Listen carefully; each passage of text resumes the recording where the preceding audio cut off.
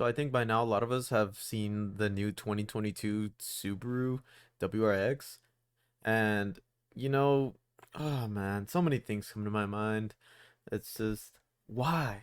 Like how could they do this, man? And you know what? Like initial thoughts of looking at it is just it doesn't look good. What I'm seeing on like the internet, the most people saying like the back taillights look like a Honda Civic, which is honestly kind of funny. It's pretty funny if you look at it. If you really like actually look at them side by side, like they kind of do have the same kind of like lobster tail design. I think that's truly hilarious. I mean, internet's gonna internet. I mean, that's just the initial impressions. I understand that like most cars that get revealed a new model, they're gonna be hit with some criticism. I mean, like very few people are gonna like it at first. It's always hard to get used to a new design, and I get that. But just if you take a look at it, man, and if you look at the cars before, it's really bad. Like honestly, like I'm so disappointed in it. And you know what? Like just as some background context, I like muscle cars more. And even though I like muscle cars, I do want to see other sports cars thrive because I love to see the market filled with as many good options as possible. I think that's the best thing for a car culture slash, car market. That's the best part about it is to have options for everybody, and I was really disappointed to see it like that. But, just to give you guys an example, you'll see it right here. I'll put it up on the screen. It's just I don't know. A lot of people were calling it a cross track, other models. I mean, yeah, and it does look very muted and it looks very different from what it used to be. And, like I said, I'm not a Subaru guy. I don't really pay attention to these Subarus that much. Like I said, I focus a lot more on like Mustangs, Camaros, and Chargers, everything like that. But at the same time, like it doesn't take a lot for somebody to see like, this car design isn't that great. So what now? What do we do from here?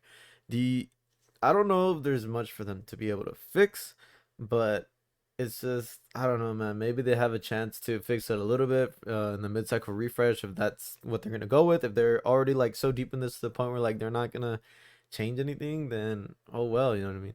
But I'm curious to see like what people that are actually into these cars think. Like, but I know that looking through TikTok comments and YouTube comments and the reception is not good. I think even when the new Z came out, the new Nissan Z, there were people that thought it looked weird, but that was the prototype. You have to keep that in mind, and that's the one that I'm going to compare to the most because I think that was like the most recent car that's the most relevant because it's another Japanese car and it is a new design like after like so many years for the Nissan Z. But at the same time, there was still a good group of people that were actually very excited for this car. The Nissan Z, though, that's the one I'm talking about.